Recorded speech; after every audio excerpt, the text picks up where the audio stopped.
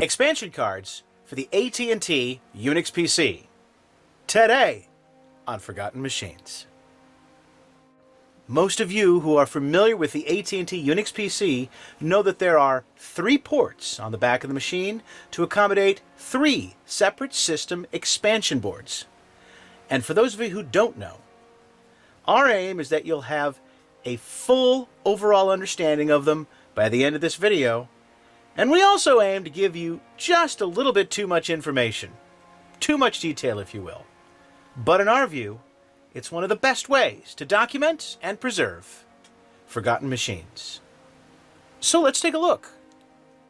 Now, fair warning, this is going to be a very long video on purpose, and we're going to go into excruciatingly painful detail on every single chip on every single board. And if you'd actually like to see all of the boards without going through the excruciating detail, we have these chapter sections that we've added into the video for your convenience. So as soon as you've seen enough of one board, just click the next chapter, either right here in the section of the video, or expand the video description, and click on each board's timestamp to bring you right there. So, whether you want to see every detail of every single chip, or just an overview of these boards, this video is hopefully helpful for all of the reasons that you're here. So with that said, what's next? This is the motherboard and base of a UNIX PC. This is the front right here, and this is the back. And we're going to focus here on the back, and right here are the 3 expansion slots. These are what's called tip ring ports, or RJ11 phone ports, right? There's the reset button, Centronic style printer connector, and RS-232 DB25, I believe, is that connector. So there's your serial, RS-232 serial. But anyway, the expansion ports that we're going to look at are down here.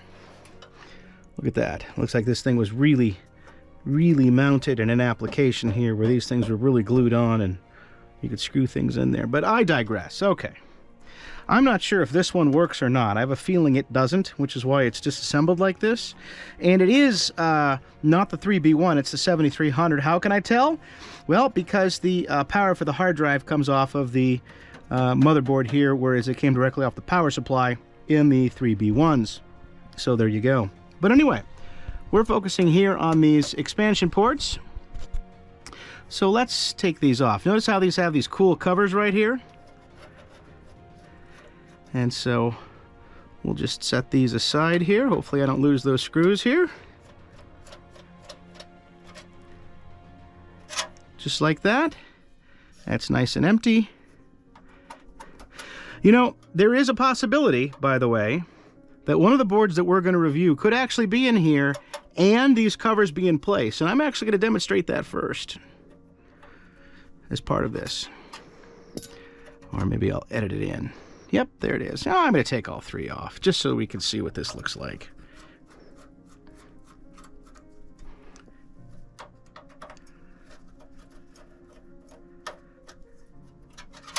Okay, there we go.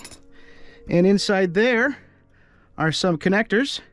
And at some point, and we're going to take apart a UNIX PC, and we're going to actually see what those connectors look like, because we see this thing right here, which I'm going to call a backplane, and the entire motherboard plugs into it. The entire PC, whole PC computer motherboard plugs right into that backplane, and underneath here are 3 connectors inside those slots that are very, very difficult to see unless you have them lit. And at some point, we're going to take this completely apart, one of these completely apart, and you're going to be able to see exactly what that backplane looks like. So let's just slide one of these in here, shall we? So here's a UNIX PC board right here, one that we're going to review here shortly, and we're just going to see how this slides right in here, just like that, and then it should come into contact with the connector and press right into place, just like that. And notice there are these where you can put the screws back in, these little slots where you can put the screws back in, and notice how it has this handy pull out, where you can just pull that right out again if needed, right? And then we can put things in all 3 slots. 1, 2, and 3. And I know what I'm going to put in 3.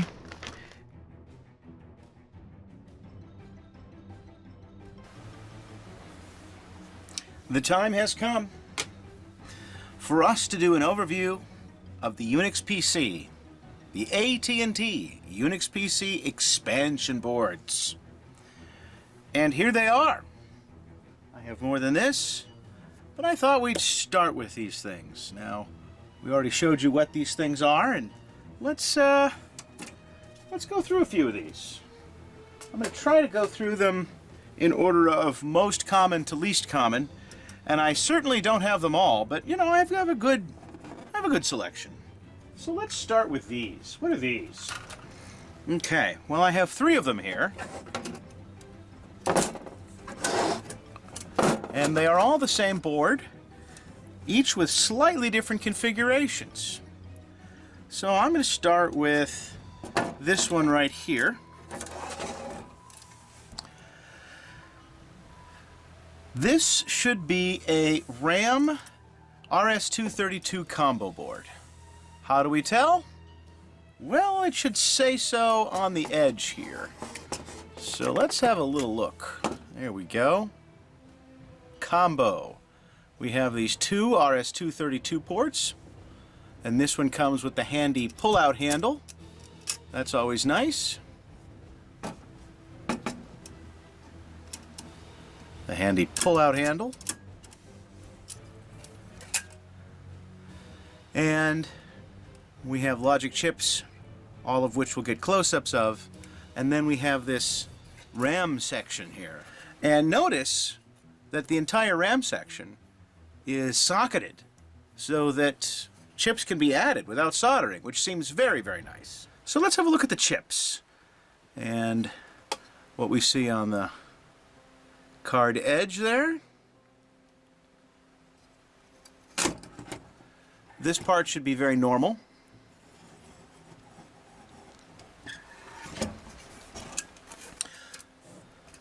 So it looks like the chips all go this direction.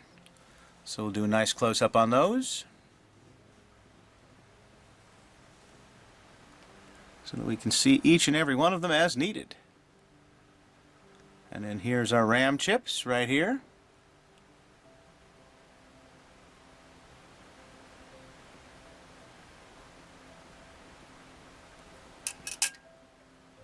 A little close-up on the sockets, just to get a good idea what they're like.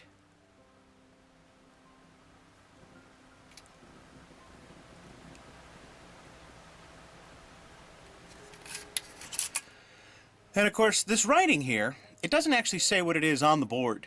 We just get PCA 60-022, is it 101 there? It looks like the 101 is handwritten on. So I would say that it's just PCA 60-022. And the 101 is handwritten on. Copyright 84. This one is revision G. And let's look at these final chips here on the edge. Here we go. That's a nice one. Z8530.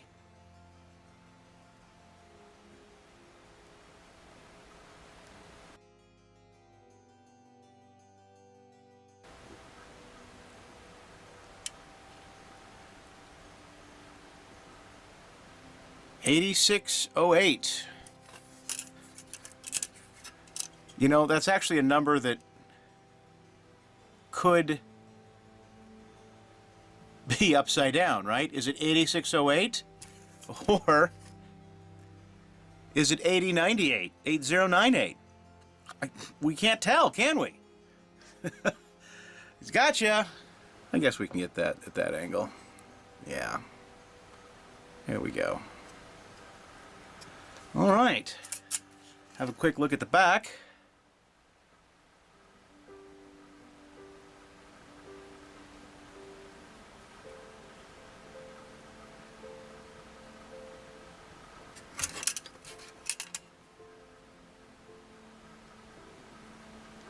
I always like to see if we can read those stamps, because it's always good to get a nice close-up view. There we have it.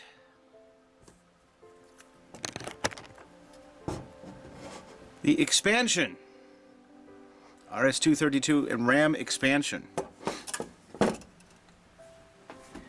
Now, I think I'll go to this one next. This one's quite interesting. Because look what this says. Prototype.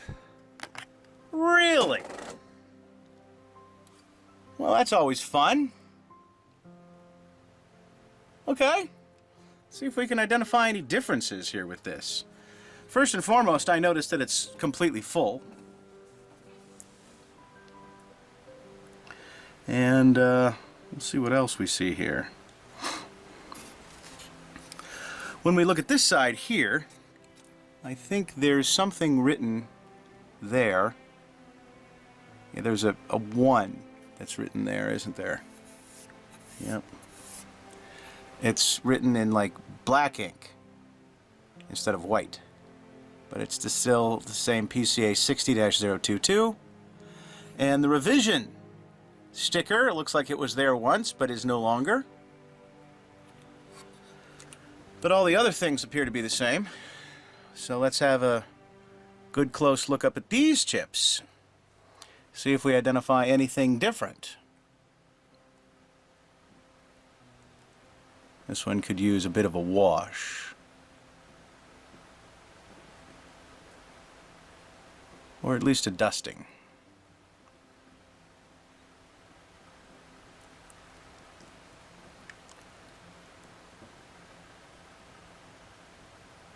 You know, in my videos, I always like to make sure we could see every chip whenever possible, even if we spend a little bit too much time on the board. I'm okay with that, because you guys have the fast forward button. And you can jump ahead. Did you notice I put in chapters, by the way? You can jump ahead to boards by looking at the chapters. If you want to see what the chapters consist of, they're down in the description of the video. Just expand the description and you'll see. Click on the timestamp for each chapter, and each chapter in the video corresponds to a different board. So there we have it. Notice that that one is blank on both of them. I noticed that on the other one, I just didn't point it out. Do we have a number here that goes upside down, from right side up? We don't. So it's hard to tell which direction it goes. But there we have it. Nice. I think we could see everything on the board then. Now, interesting, this one doesn't have the markings down here.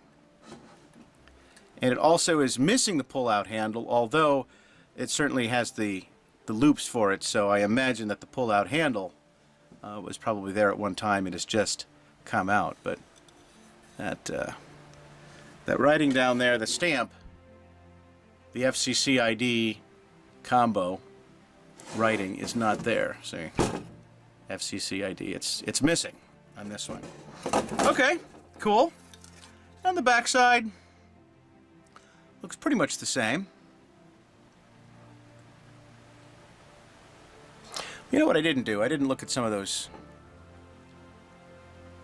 closer ones on the last one at the top. We looked at the stamp nice and close. But what I didn't do is I didn't look at this on the other one, so we're going to go back to the other one. And I didn't do a close-up of this. See, that says PCB something different down the back there. Rev A Dyson. D-I-C-E-O-N. I wonder if they're the makers. Could be. Could be. Let's go back to the previous one and see how that's different there.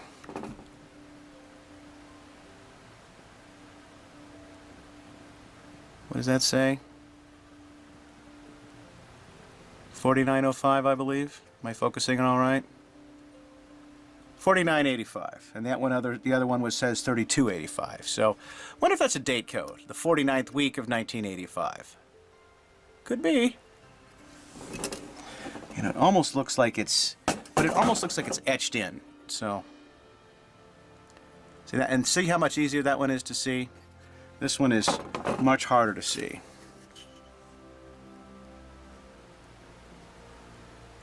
Not sure why. But it looks like we have the same numbers here, for the most part.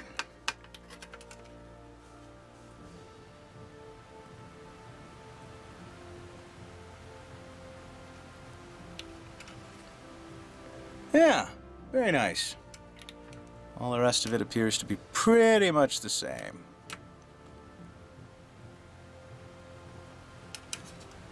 Okay. Well, we have one more to look at of this type, and this one is equally as special because look what's missing. There's no RAM whatsoever, and there's no sockets. And it's pretty evident that these have probably never been soldered in, so this is a very sparsely populated board. So we get to see exactly how it's different. Now, first things first on the edge here. Let's see, yeah, we have the stamp, good. And then we have the pull-out lever. Okay. Excellent. And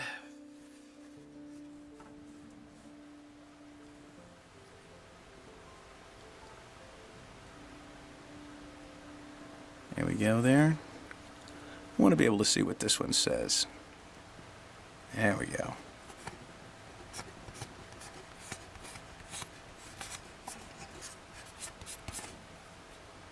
Now we can see them all. Wipe that dust off of there.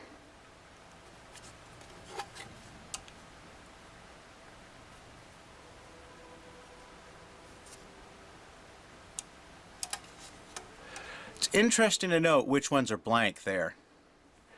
Let us hope that all of those chips correspond to the RAM. Let's see if we can do a side-by-side comparison. Oh yeah, look at that. There are so many missing chips, all of which are populated here, but only a few of which are populated here.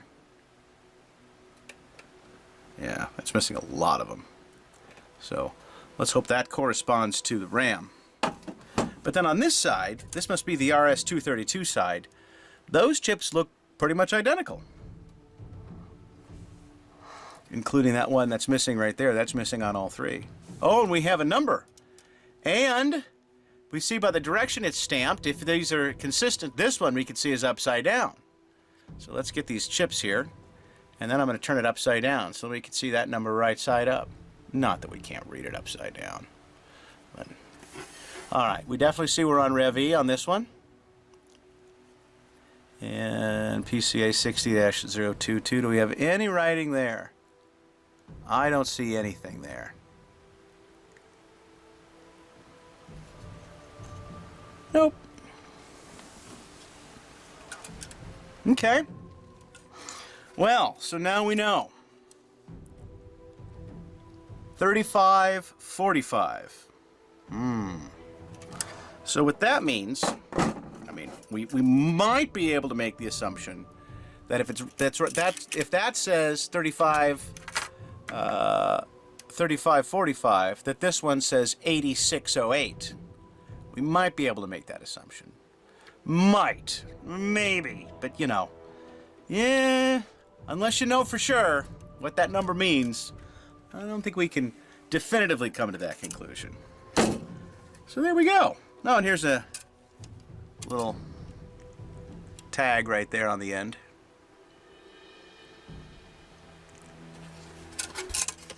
And the marks on the plugs. Probably all the same.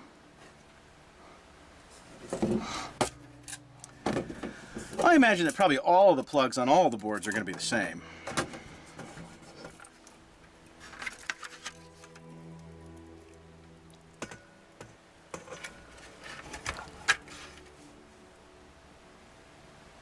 Yep, they look like it. Okay. So, that was the RAM and RS-232 combo boards. Let's see what we have next. Next we have RAM expansion only boards. That's a very nice set right there. Let's see all three together.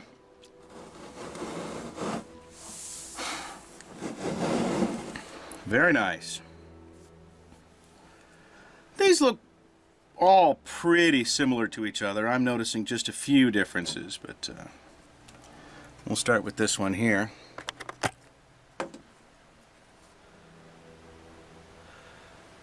PCA D-60-00226-00.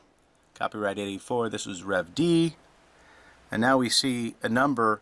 Looks like it's the same stamp as the other one, but it's on a white section. Yeah, and that's not a sticker. I think that's a white portion of the board. Just like that's a white portion of the board where the ink is on there. Stamped on there. Yeah, look at that. Okay. Well, let's check out some chips. We'll start over here. All this RAM. These appear to be all identical. So no need to look at every single one of them if we know they're all identical.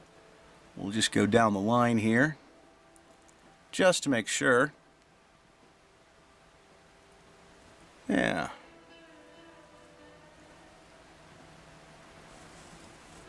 Those appear to be all identical. There, we have them all in the frame right now.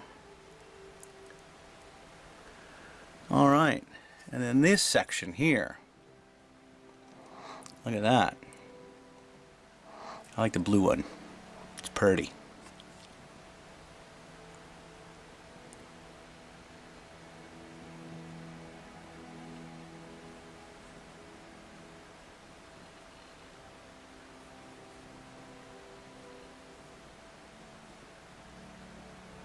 Very nice.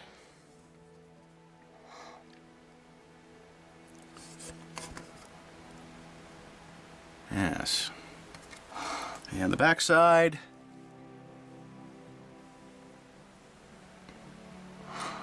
And it looks like the only marking we have here is on the end. Now, something to notice about all three of these is that on this end, there's nothing. There's no plate. Of course, nothing plugs into it, but these two pins is where some of the hardware, I guess, rivets in. We'll compare again to other boards about the hardware that's always on the end, and this doesn't have them. So, you know, when you see these things at the end, there's just this edge, and you either need to come in with a special tool that hooks into these holes, or with some vice grips or strong pliers to pull this out, because it's in there really well. And as a matter of fact, I've done that, and that's how this portion right here got smudged, by me grabbing it with pliers and pulling it out. So that's how that happened. And maybe it wasn't just me, maybe it was others as well. But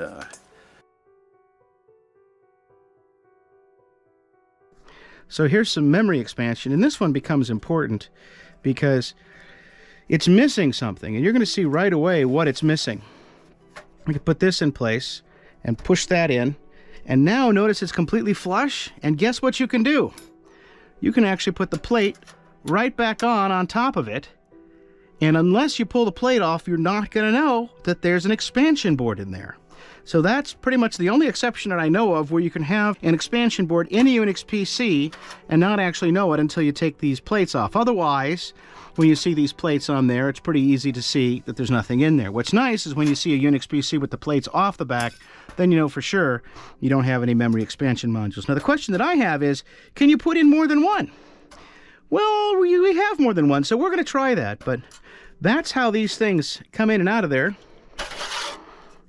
We pull those out, and we can put the little door things back on. But before we do, let's see if we can get this one out of here. And this is where it gets tricky, because it doesn't have that neat little handle where you can pull that out, does it? No. So what are we going to have to do? And so I like to very gently pinch that in the middle without going too deep there. Ideally, this is not the right tool to use. I think there's hook things for the side, not sure. But anyway, pull that just like that. Now, I don't know why that, like these others, they didn't design a plate where the plate could just be there with the handle even if it's completely blank, because at least then you're going to know what's there and it's going to be easier to pull out. I don't know if that was a design intention or a design oversight. looks like we have a date there, 14 of 85. 14th week of 85, I presume. Do we have any? Nope, nothing's in the box there by Rev A. So this side says something different. Good. All right. So we'll go through these, since there doesn't appear to be any significant differences, we'll go through these other ones fairly quickly, just to document whatever we have. This one's 8523 there on the stamped white part. Again, Rev D.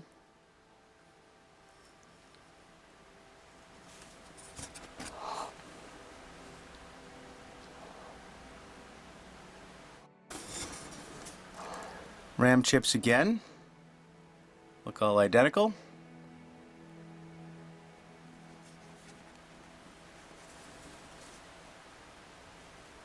Very nice. And then we'll go through this section again real quick. I think the biggest difference I notice is this chip is not a pretty blue.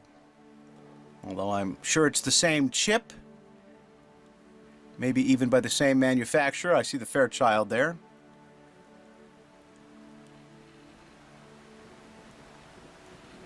The shiny chips are some of the hardest to photograph because I got to get that light just right. I can see them with my naked eye much easier than the camera can see them, but it's almost like I have to get that reflection going right there in order to read those really well with the camera.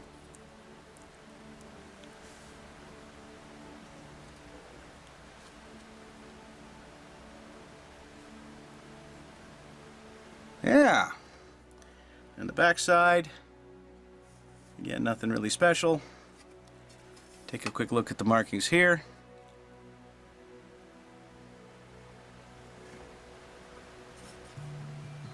Well, that one is 1985 instead of 1485, so we definitely have a few differences.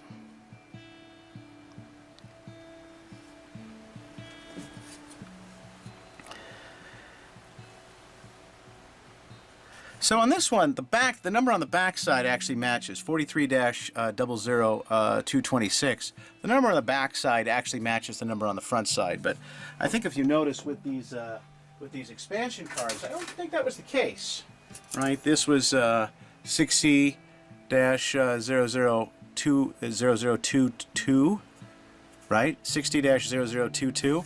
Yet on the back, we see completely different numbers. 43-0022-101. Oops.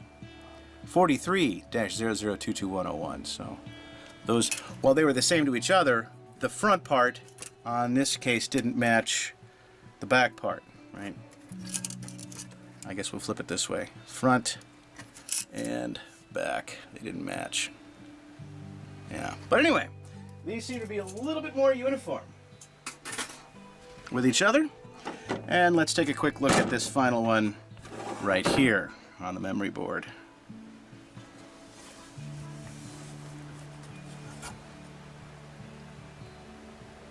$85.23. Again, Rev D.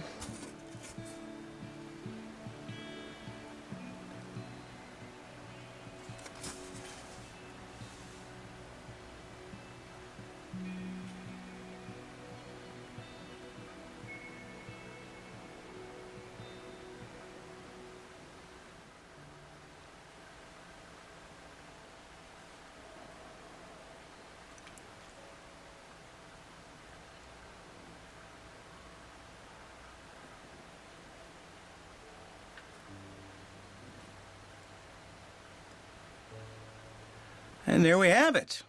Okay. So, that is our 3 RAM expansion boards right there. Very nice. Let's see what else we have here. Okay. Next up is something I thought I had more than one of. Turns out I only have one of. What is it? Well, it's the DOS-73. Have a look at that.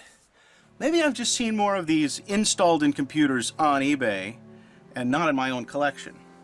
But they all have the Terminator plug here, pretty much all the ones that I see, and so the dead giveaway on the back of the Unix PC is what you see on the back. Now this one doesn't have any markings under there, but it does have does say something there, doesn't it? Yes. Onoko. ONO080. What is that C? I can't tell. Is that a C? This thing's screwed in. I don't want to take it out. Yeah, that's a C. CNO080. Are they O's or are they zeros? Well, they all look the same. So everything there looks like a letter except for the number 8. But maybe it's a 0080. CN0080. Who knows? Maybe it matters. But the top of that plug definitely says alloy. Isn't that cool? Yeah. There we go. That looks really nice.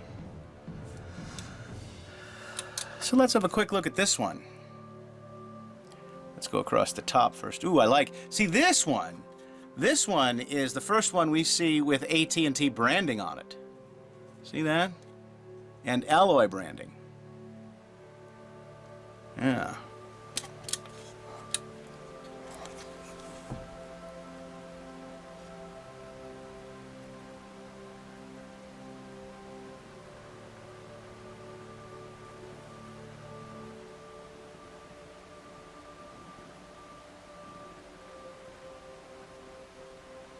There we go.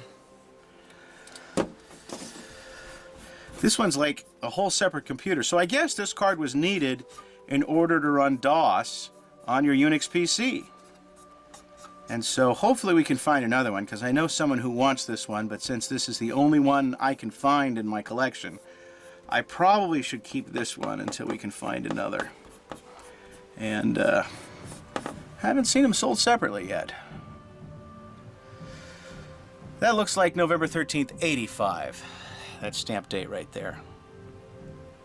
That would make sense because we are dealing with a 1985 release Unix PC. Certainly isn't 1905, that's for sure. That doesn't be practical. That don't be practical. That would not be practical.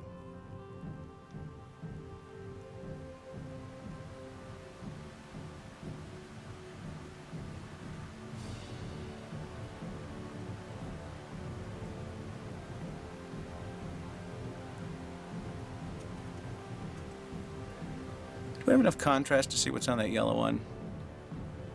Yeah, there it is. I think that's a termination resistor block, thus the RN3. Same with that one, RN4. It's probably the same.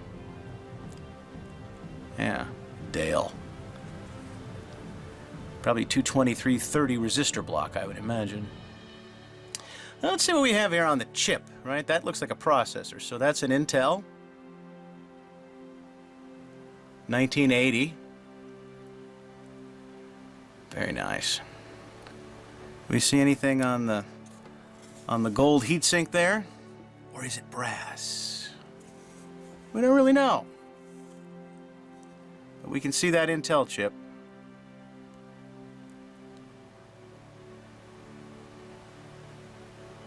There's another one. 8086, man, right there. Wow.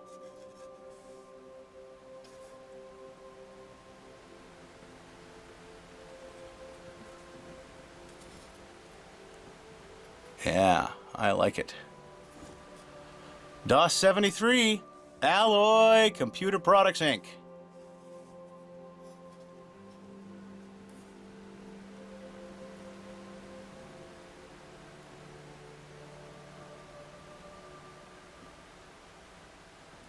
Okay, so let's go through this row.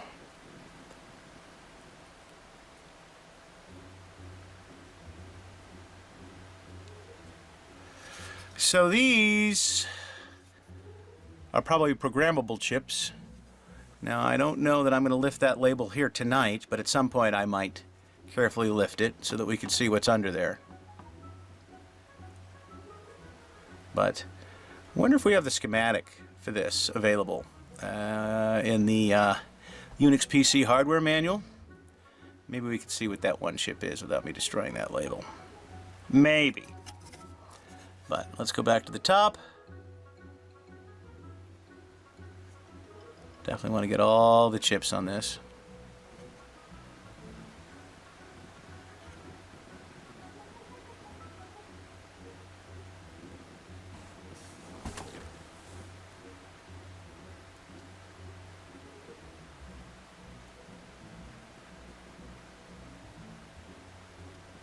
We have some stampings over stampings there.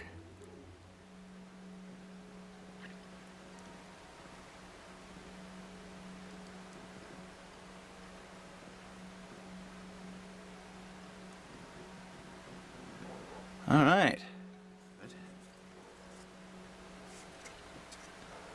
That is the DOS 73 board. Take a quick look at the back.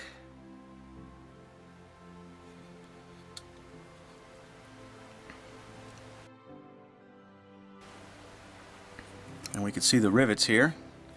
Looks like we have a centering pin on the bracket and the rivet that goes into those two holes on these boards. So there we go.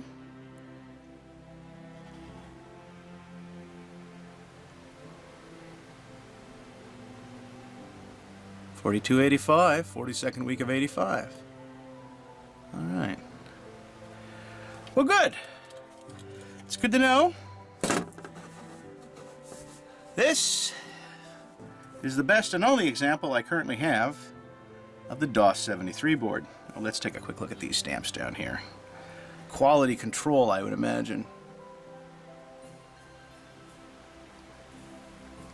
Yep. Good. All right. Let's see what's next. I know what's next. Okay. Now here's something I have a couple of. But we're going to look at these just a little bit differently. What is it? Well, can you guess? Probably not. This is a card for the Cipher floppy tape.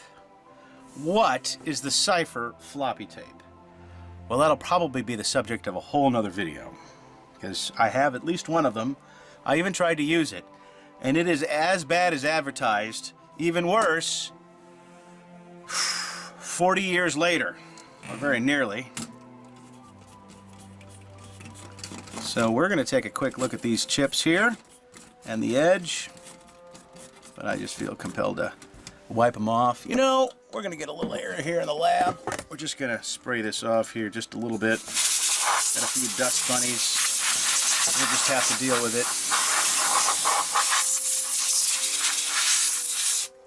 All right, that's good. So let's have a look at the end first. This one is a little bit rusty, a little bit of corrosion here. And so that's the very unique look of the Cipher floppy tape, is that huge pin connector. I haven't counted the pins, but we can do that here on the video, count the pins. And let's see what our FCC stamp says here at the bottom. Now it says tape. Now I should point out this is not a QIC, I mean it uses a QIC cartridge, yes, but it is not like multiple track streaming. It's floppy tape. Yeah, F tape, there it is, see that? And what that, I'll just tell you what that means in verbally here. It means that the tracks on the tape are written just like the tracks on a disk drive. And it does all kinds of awful shoe shining as it tries to get to the sectors. And I just hear that it's absolutely awful because of the way it has to seek to get to the sector, because it writes it like it's a floppy. Like there's 4 tracks and thousands of sectors per every track. I think that's how it works. We'll find out, because, you know, I even have some things that are written with that, and, well, with our QICreader.com analysis and ability to read any QIC cartridge of that size and form factor, we should be able to really analyze what's on it. I do know I did that, and it writes MFM on the floppy tape, which would make sense because most floppy disks are encoded in MFM. And it operates just like a floppy. So we'll check out these chips here.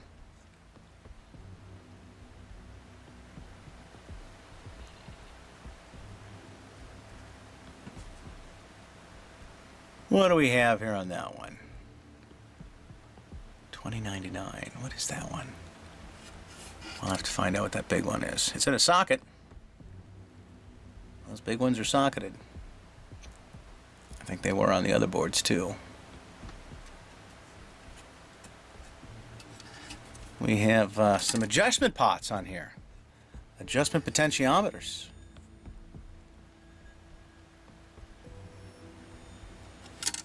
Some blanks, hopefully intentional.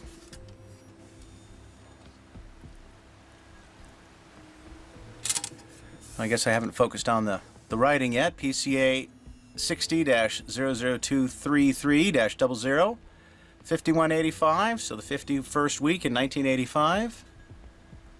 Copyright 85, and Rev what? C. Rev C. And now we have the stamp number.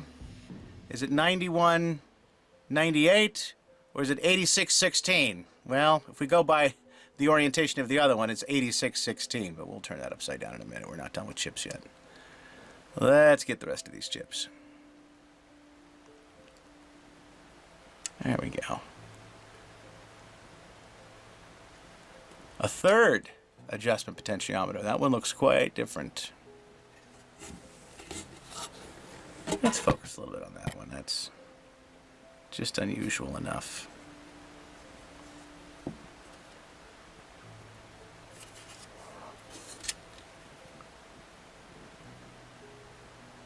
Just unusual enough. Huh. Interesting. Well, good. Let's have a look at the back.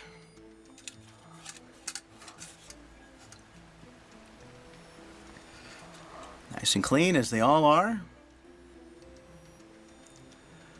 And it looks like we have one quality stamp right there. And our writing on the back here. Dice on again.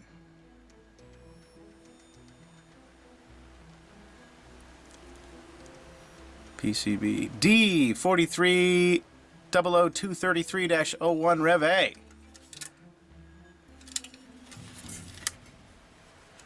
And still a different number. 233 is in common, but we have PCA 60- and here we have PCB D-43-. So I guess your A side and your B side, perhaps? Perhaps. Who knows? PCB, I always thought stood for printed circuit board. PCA, don't know. There we go. We'll get that number there. 8616 as opposed to 9198. Yeah, let's have a look at that. Very unique connector there. You get to see all those pins. Anyone going to count it? Am I going to edit this well enough to put the number of pins underneath there so you don't have to count it? Will I do that? Maybe. We'll see. Anyway. Yeah. So that's that one. There we go. I am going to shove this up here, and now we're going to get to something a little bit special. And it is this thing right here. Uh-oh. All right. Quite some time ago, I got this. What is this? Well, see if we can find a date on here, because it was a while ago. 2015, March 20th of 2015. At least that's when it was printed. And so this box is something pretty special. And it used to have a label on the end. That actually was our suite number that it was delivered to. So the guy used this box to ship it to me. And why not? Because it just happens to be the original box. That's right, the original AT&T box for... Look at this. AT&T Tape Backup Controller. Wow. New uninstalled. We get a guide with this one. Wow. Now this, when this was delivered to me, this glue was still pretty much intact on the back. And this side of the box right here. See that side of the box right there that I wrote that on so I could see it? This was actually still affixed. So this came shipped to me with that intact right there on the edge. But since then I just wrote that on the... This actually just came off, I think, in the last year.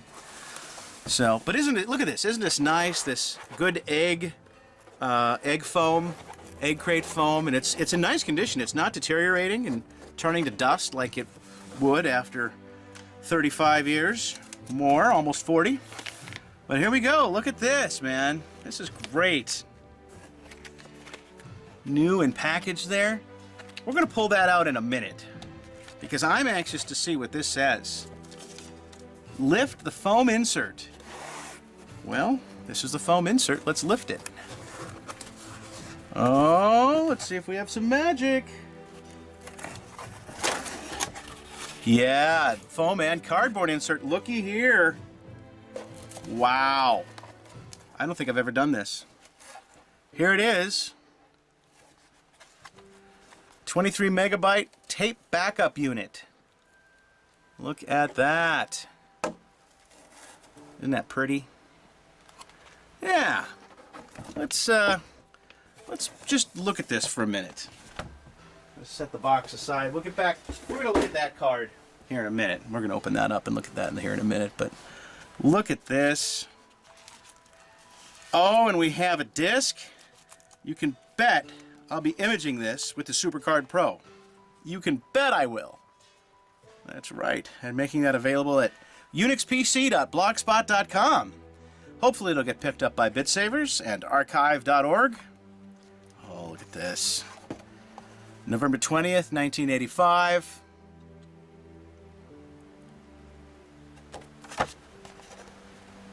Oh, yeah. So, I don't know if these documents ever survived on BitSavers. I'll bet not. They probably need to be scanned. Well, and that's the benefit here. If we can get to this stuff, we can keep up with it. We like to make all of this stuff available for the online vintage computing community here, particularly with the more forgotten machines. That's our channel name, Forgotten Machines. Oh my gosh, look at this. Do I really want to open the package? I wonder if I can get this out without having to pull that tab. It's almost worth it. Oh, yeah, I don't want to pull that tab. I will, but I don't want to. Wow. Let's see if we don't have to do that. If I do, it'll be on video, and it's not going to be today. I'm not even going to take the shrink wrap out here today. Yet. But we can see the manual revisions number here. We have the supplement. We can see just how thick that booklet is right there. With a comment card. Excellent, adequate, or poor. I like to see that. Look at that. Yeah.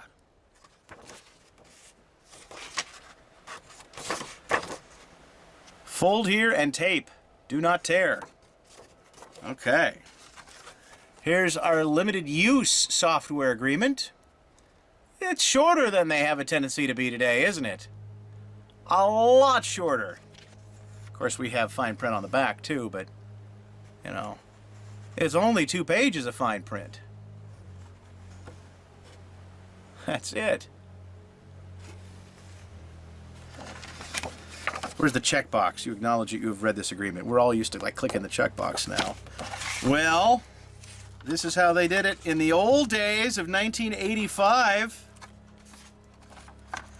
That's right.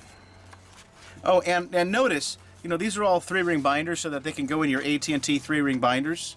We have plenty of those. At some point, I'm going to go through that collection on video as well. Most of those are available at BitSavers, but not all.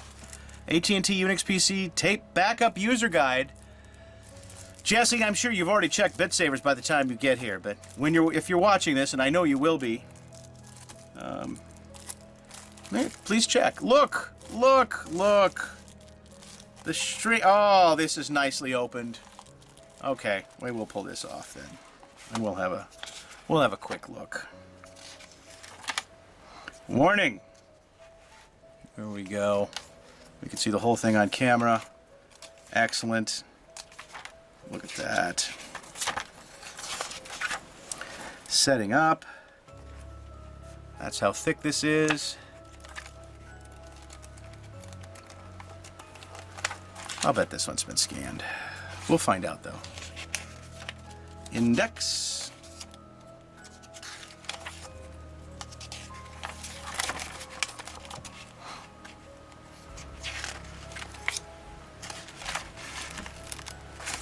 Glossary, that's always nice because you can't look up stuff on the internet before the internet exists, at least as it is today.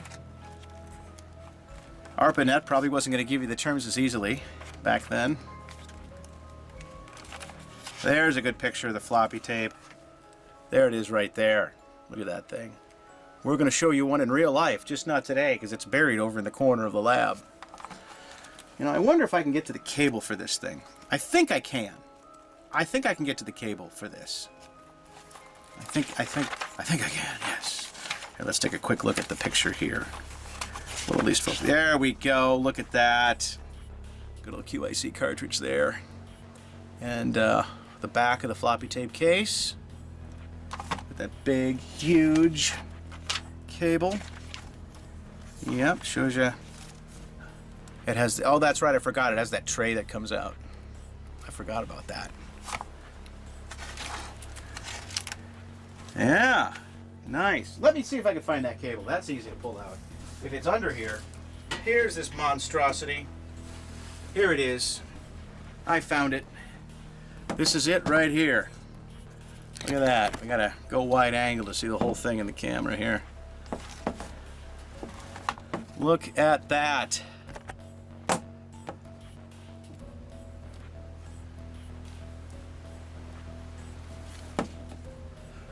That's a pretty thick and unwieldy cord cable. And it just plugs right in. Plugs right in right there. Yep. All right. So, sorry we don't have time to go into the floppy tape just yet. But I want to get on with this. I want to get on with this. So, there we go. We're going to keep this with this. We're almost done here. Software service information. Yes, very nice. Excellent. And that's on the back side of that is blank. And ooh, we have the standard pockets to go in your 3-ring binder. Software registration card. Very nice. Excellent. Excellent. All right. Well, we're almost done. Almost. Almost done. There.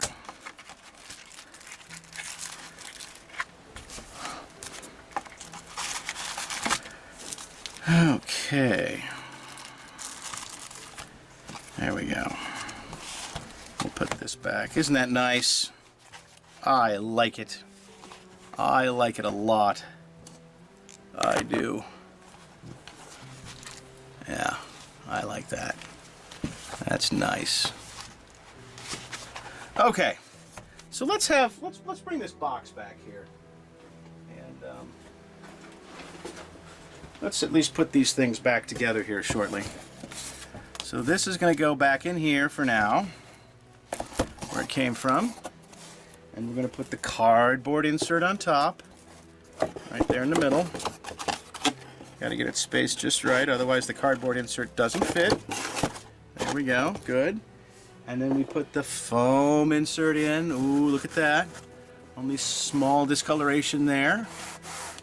And then these things go in here for the moment. Let's have a look at this board. In the pink static wrapper. This one should be nice and clean.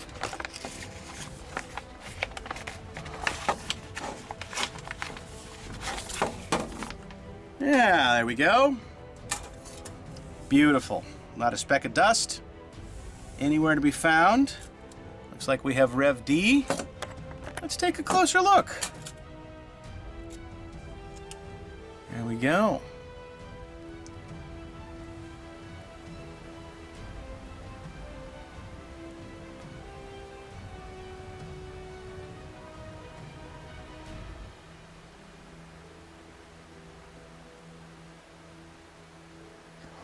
Hopefully nothing is different between these two, except this one is much, much cleaner. Looks like we got the same blanks there. Here at the bottom. 0486, so this is a little bit later build because we're the 4th day of 86, so January 4th it looks like. 85 red D, Gen, little stamp there. It's out of focus even when it's in focus because it was smeared a bit.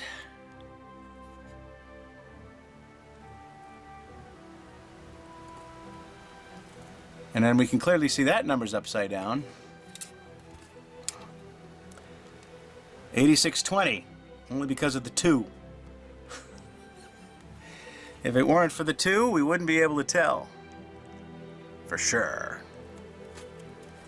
And then there's that really interesting potentiometer adjustment there. That is just so interesting. It looks like it's ceramic. I think it is ceramic.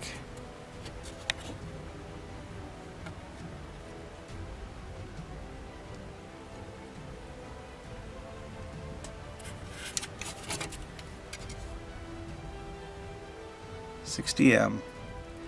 15-60M. So interesting. Well, there we have it. All right. The second floppy tape board. Here on the back. Nice and clean.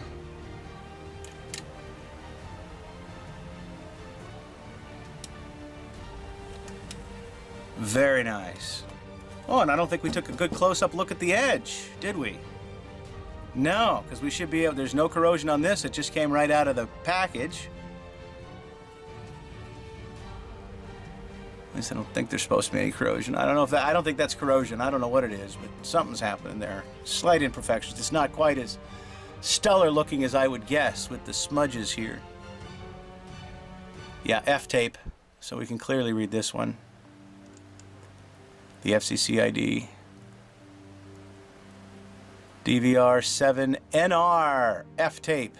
All right, we like it. We like it. So there it is, the floppy tape. All right. Well, we're going to put this one back all nice and neat. We're going to take the time to do that on camera because I think it's important. Put things like this back.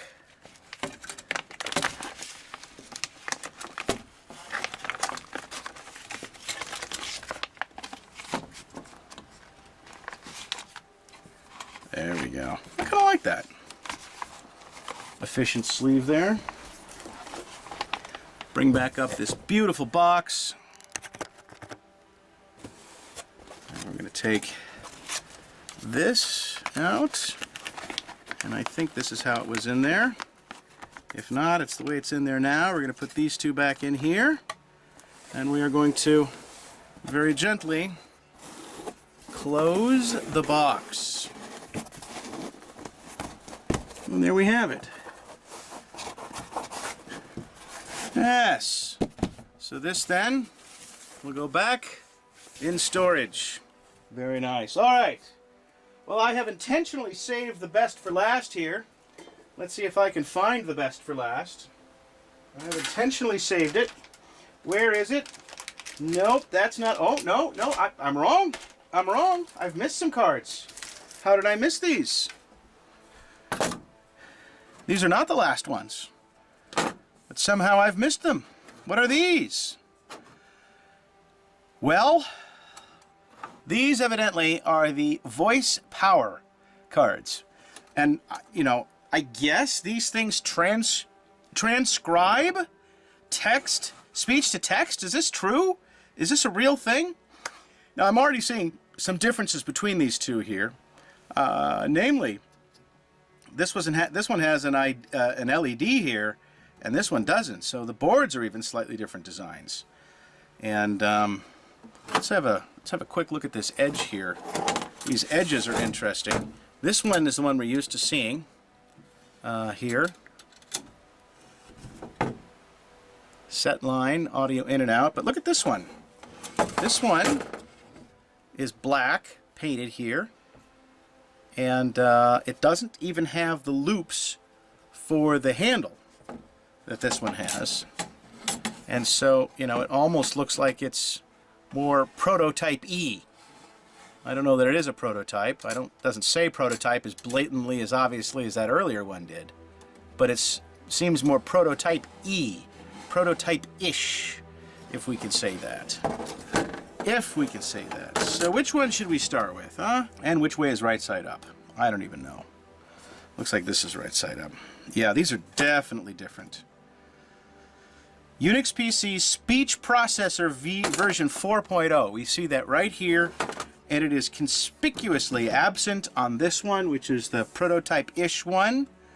So I kind of wonder if this might be just that.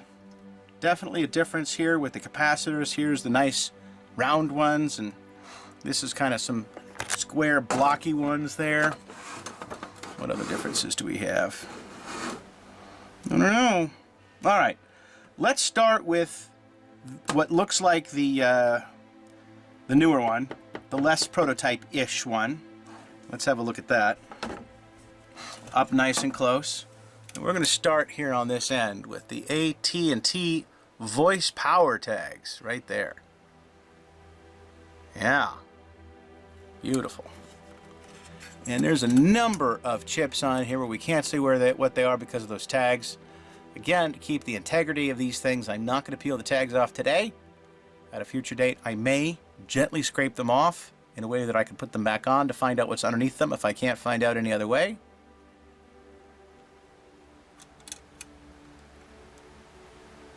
Got an Intel chip there.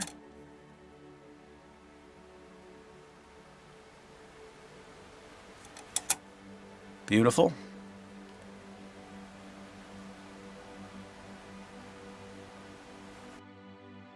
Very nice.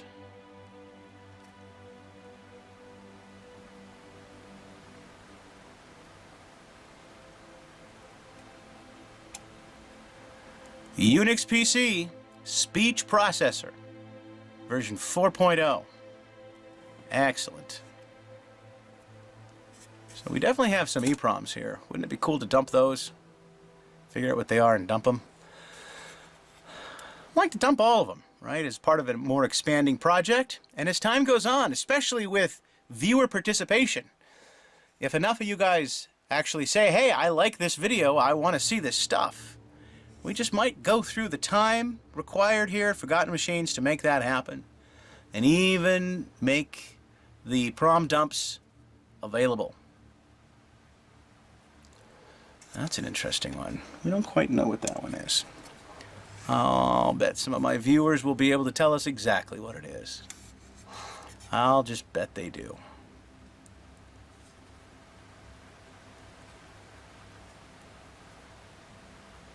Got lots of chips on these to get.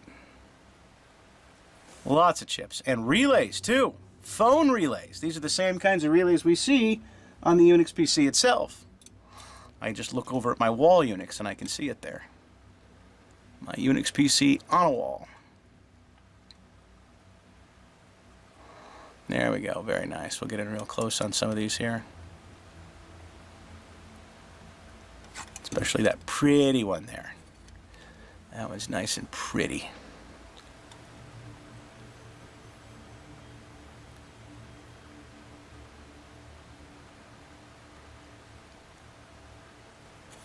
What does that say? Telltone?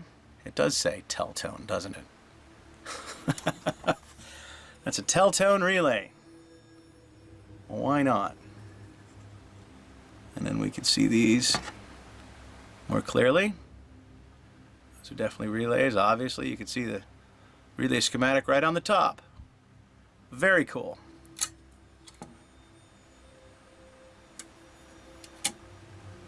Very cool.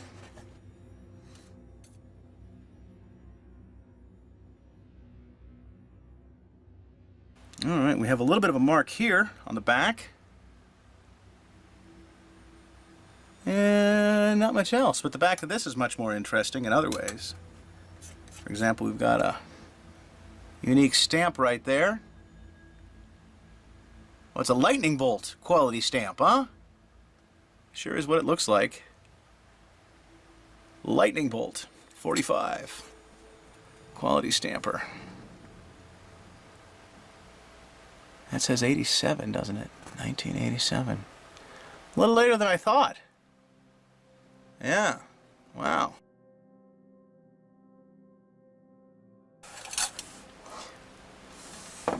Well, let's see here. What magical differences do we have? Quite a few. Quite a few magical differences here. That's a different chip with a tag on it, and we can clearly see it has the raised metal square in the middle, and it's with the question mark. Well, that's always interesting. You know, I think I'm going to do a little, just a little bit of air there. There we go. All right, so let's have a nice close-up look at this prototypey board. We got another handwritten note right there.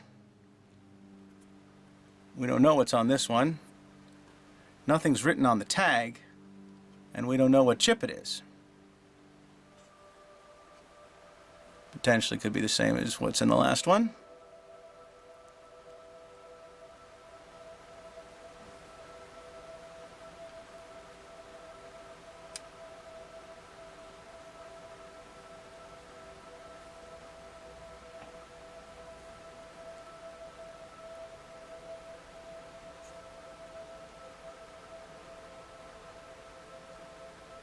Excellent. Let's have a closer look at those EEPROMs there. High and low DSP.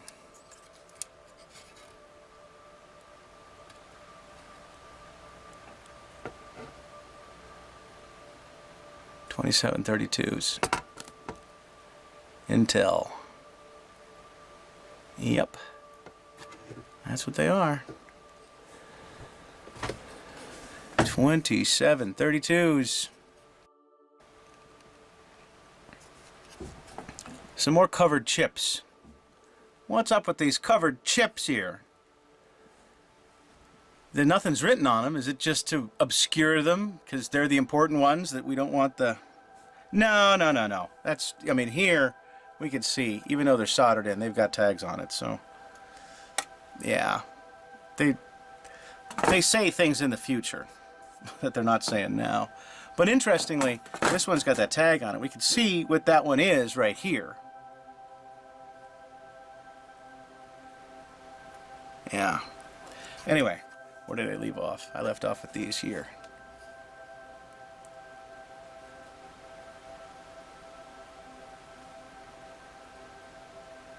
Here we go.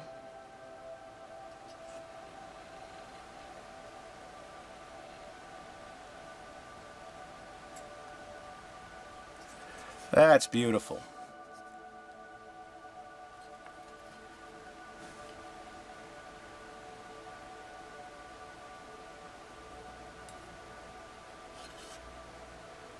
That one, it's upside down on the other one.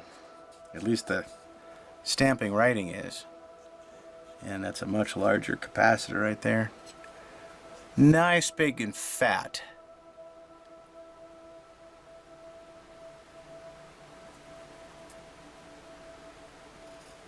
I think I'm being photobombed. We are being photobombed by a fly.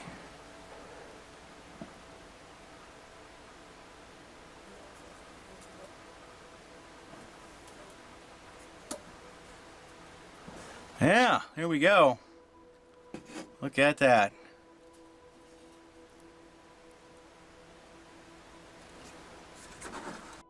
Now, you know, I guess I didn't make a big notice here because I didn't see it as clearly through the camera, but you know, that LED is, when you see them as a whole, is quite different than what's on this one here in that same position. Right? So it's, and then here, on this one, we see a group of resistors here, and they're not here. We've got another chip.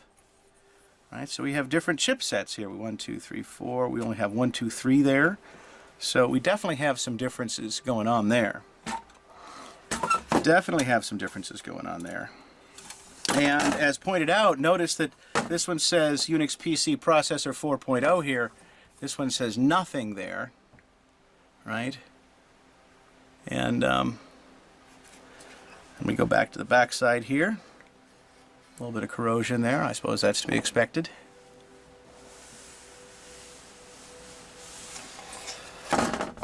And, you know, it's a different look. Not radically, but enough. Looks like it might have been a different maker. We certainly have some different markings right here. 3585, 35th week of 1985. FRODO, I don't know what that means. Maybe somebody, maybe one of my viewers does. And we don't have the lightning quality stamp here in this area. I don't see any quality stamp on the back of this one. Yeah, so this one's much more prototypey. Okay, CCR.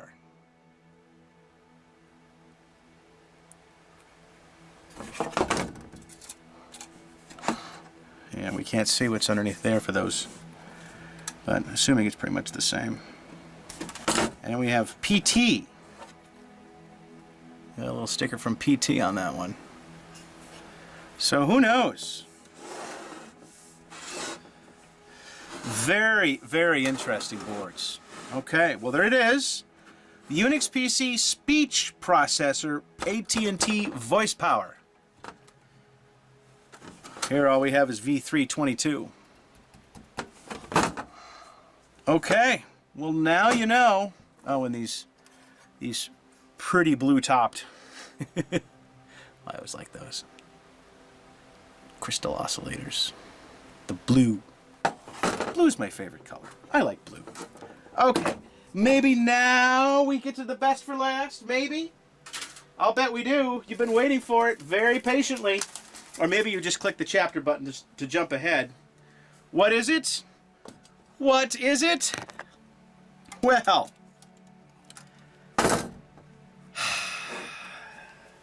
I'm not sure if this is the rarest of all Unix PC boards, but it's certainly up there. Maybe the rarest is the Starland. This is not the Starland board, no. But it is very rare and quite enigmatic to us. Ethernet. Ethernet. Okay, we got it. I bought an entire Unix PC in New York. Might have been as far as Long Island, but at least Eastern New York. Way Eastern New York City, to get this card because it came in a Unix PC.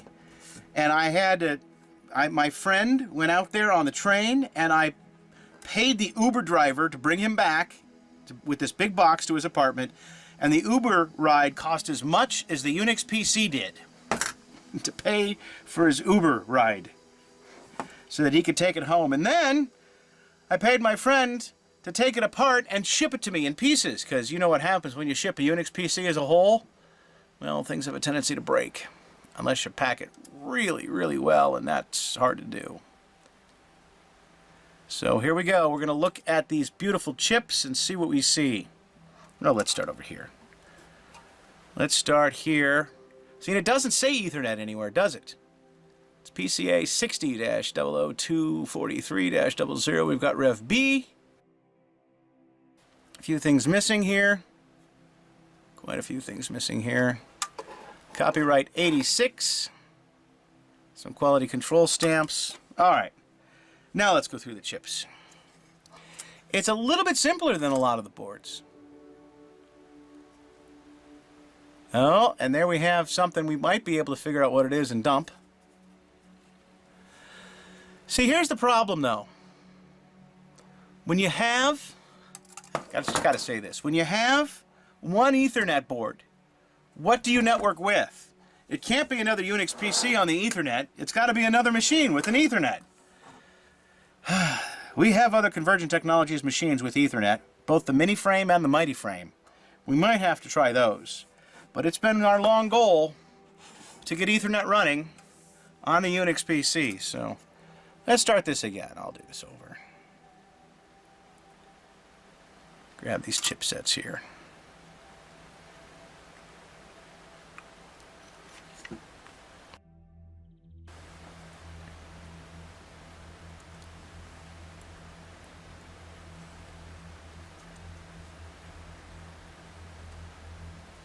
All right.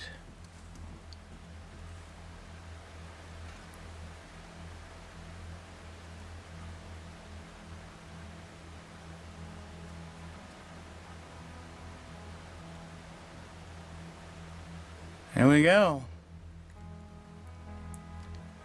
Beautiful array of capacitors and resistors, and looks like a toroidal filter of some kind. What is that, a voltage rectifier? Might be.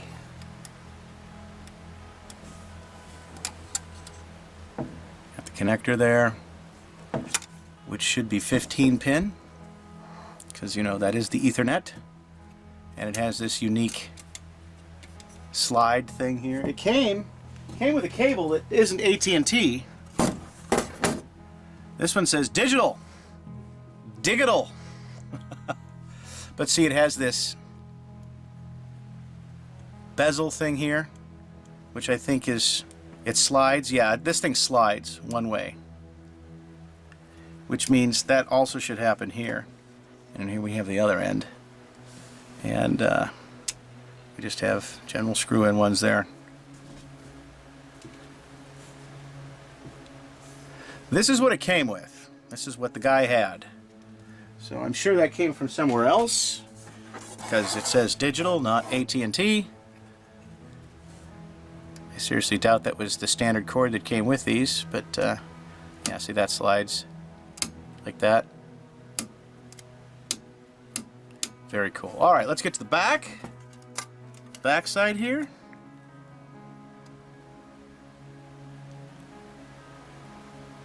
Looks pretty nice. There we have it. The enigmatic Ethernet.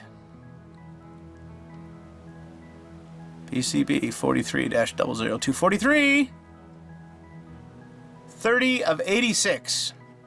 Week 30 of 1986, revision 3. There we go. And now we finally see it. The Unix PC Ethernet card. Okay. Well, on this note, I think we need to wrap this up. This has been the entire collection of expansion boards that I have for all of my Unix PCs. And I hope you found this helpful. Learned a little something, was entertained a little bit along the way, didn't get too bored by looking at all the chips. But hey, let's face it, some people really, really like that. So, on behalf of Forgotten Machines, thanks everyone for watching, and take care. Till next time, bye-bye.